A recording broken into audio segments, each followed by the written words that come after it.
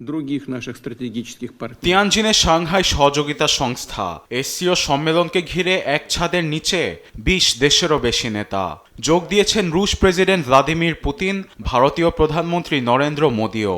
দুদিনের সম্মেলনে সোমবার সভাপতিত্ব করেন চীনের প্রেসিডেন্ট শি জিনপিং। সূচনা বক্তব্যে আঞ্চলিক নেতাদের শীতল যুদ্ধের মানসিকতা পরিহারের দেন বার্তা। 中方计划在有需要的成员国 এসসিও সামিটের সব পক্ষের সঙ্গে সহযোগিতা ও সমন্বয়ের মাধ্যমে আঞ্চলিক নিরাপত্তা ফোরামকে একটি নতুন স্তরে নেওয়া সম্ভব।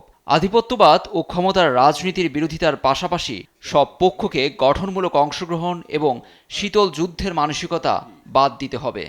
无偿援助。 পশ্চিমা বিশ্বকে ইঙ্গিত করে তিনি সতর্ক করে আরও বলেন, বিশ্ব ব্যবস্থায় গুন্ডামিমূলক আচরণের কোনো স্থান নেই। পারস্পরিক ন্যায্য আচরণ ও ন্যায় বিচারের মাধ্যমে সংঘাত ও গুন্ডামি পরিহারের আহ্বান জানান।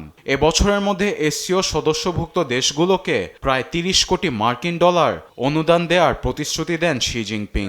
成员国提供 আঞ্চলিক স্থিতিশীলতায় এবারের সম্মেলন গুরুত্বপূর্ণ ভূমিকা রাখবে বলে আশাবাদী রুশ প্রেসিডেন্ট ভ্লাদিমির পুতিন। Новой системы стабильности. ইউরেশিয়ার সহযোগিতা ও পারস্পরিক আস্থার পরিবেশ জোরদারে এ সম্মেলনের অবদান অনেক। স্থিতিশীলতা, নিরাপত্তা ও শান্তিপূর্ণ উন্নয়নের নতুন ব্যবস্থা তৈরিতে, রাজনৈতিক ও সামাজিক অর্থনৈতিক ভিত্তি তৈরিতে সাংহাই সম্মেলন ভূমিকা রাখবে আমার বিশ্বাস।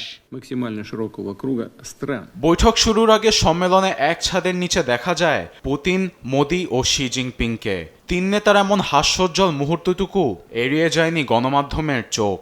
মার্কিন উচ্চ শুল্কারোপ, নিষেধাজ্ঞা ও হুমকির মাঝে তাদের একসঙ্গে হওয়া যেন এক বিশেষ বার্তা।